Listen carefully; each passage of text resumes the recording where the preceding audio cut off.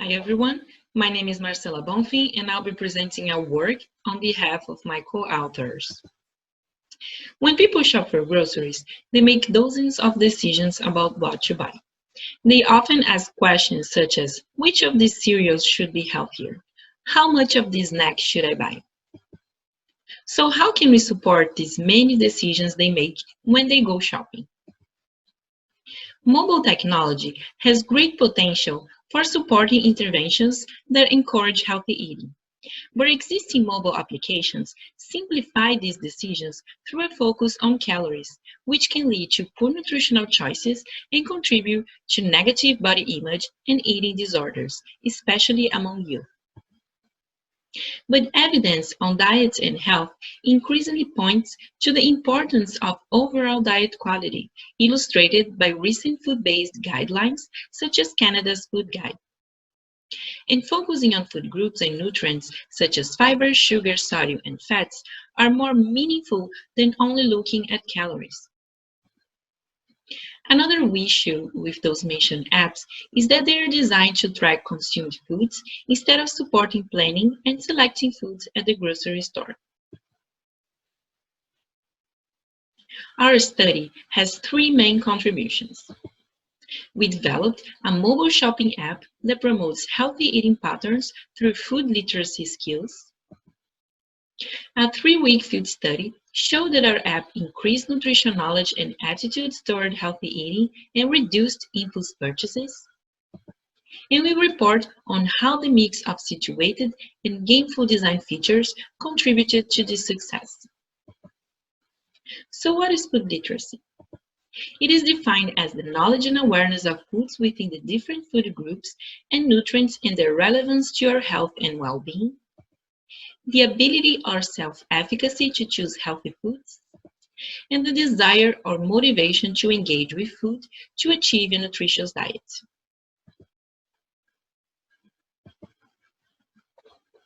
So I present to you Pirate Breeze Grocery Adventure, the Gameful app that we developed to promote healthy eating patterns through food literacy skills.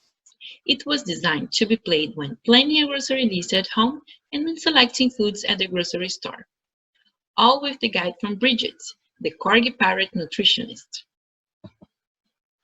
Our app was developed from the perspective of meaningful gamification, incorporating different gameful design elements to motivate young adults to develop food literacy, increase awareness, and improve choices at the grocery store. Examples of gameful design elements that we used were in-store challenges, personalization of nutrients and food groups, meaningful choices through traffic light colors visualization of food components in products, learning content presented by Bridget, and the visualization of progress feedback towards healthy goals. Here is a video of the app in action at the grocery store. When scanning a product, the app shows the product's nutrients, such as fiber, sugar, sodium, and fats, using traffic light colors, which helps players assess the food's value and reflect how that products affect their current challenges. This visual information offers the player the opportunity to learn about the products, think about their decisions, and develop their own understanding of what is healthy. We compared our app to a non-situated, non-gameful nutrition app called My Food Guide, which was developed by Public Health Canada. My Food Guide was designed to create food plans based on food groups instead of meals, which can serve as a guide for grocery shopping trips. The app organizes food plans along the 4 food groups, and users add foods to a grocery list using a comprehensive set of suggested items. Thus, this app targets much of the same food literacy content as PBGA without placing an emphasis on situated learning, which provided a strong comparison to our app. We conducted a 3-week exploratory field study to understand the strengths and weaknesses of our app's design. 24 participants were recruited from the University of Waterloo, being 11 male and 13 female, with ages between 18 and 31 years old, 16 self-declared as Asian, 4 as Middle Eastern, and 4 as Caucasian, and they all received $30 for their time and commitment. Pre-study interviews were conducted with all participants. During this interview, they were introduced to the study and had some time to familiarize with the app. They filled out a background and demographic questionnaire, as well as a general nutrition knowledge questionnaire and a health belief model survey. The 24 participants were randomly assigned to use either PBGA or My Food Guide for their regular shopping trips. All interactions with PBGA were recorded directly to app logs, and because we did not have access to usage data for My Food Guide, we asked participants to send screenshots of their shopping lists and receipts for the foods that they bought. After 3 weeks, we scheduled post-study interviews, and all participants filled the General Nutrition Knowledge Questionnaire and a Health Belief Model survey, again with the order of questions changed to avoid memorability. And a semi-structured interview was also performed to gather information about participants' experience using the app, focusing on their perceptions of the app and its features. We performed a mixed factorial ANOVA for the nutrition questionnaire and health belief model survey scores. Purchases were categorized by food group and compared between groups using ANOVA. And audio files from the interviews were transcribed and then analyzed using thematic analysis. For the quantitative results, logged data and receipts showed regular use of both apps over the study period. It was found an increase in nutrition knowledge and health beliefs for both apps, with no significant difference between the apps. However, a reduction in purchases of ultra-processed foods was found for PBGA. We found the participants from both apps increased their nutrition knowledge and attitudes toward healthy eating for the different sections of the General Nutrition Knowledge Questionnaire, with no significant differences between the apps. Regarding purchases, we found that both PBGA and My Food Guide promoted purchases of foods with balance and variety, as different items with each food group were added to participants' carts. We also observed that participants using both PBGA and My Food Guide purchased more fruits and vegetables than they had planned to before going to the store.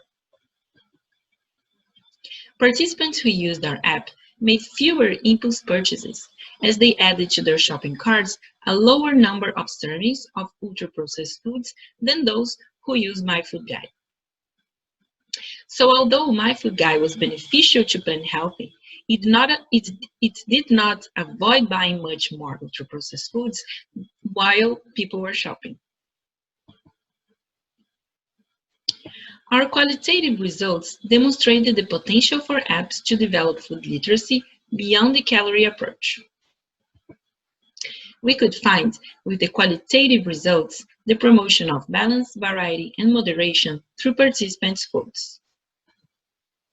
Participants also reported that our app features helped them to better visualize the nutrients in foods, and that they were motivated in store by gameful design elements like challenges and progress feedback. The shift beyond calories and focusing on food literacy was shown to be very positive with both apps. One participant mentioned they used to count calories and found that it led to unhealthy eating behaviors, which is compatible with the literature. She explained that she had a negative perception of how she looked, so she wanted to keep her daily calories with a certain amount, but she knew that this was a unrealistic goal for her and not healthy, so she stopped looking at this information in food packages. The focus on food groups with both apps helped with balance of food, which is having appropriate amounts of all nutrients among the different food groups.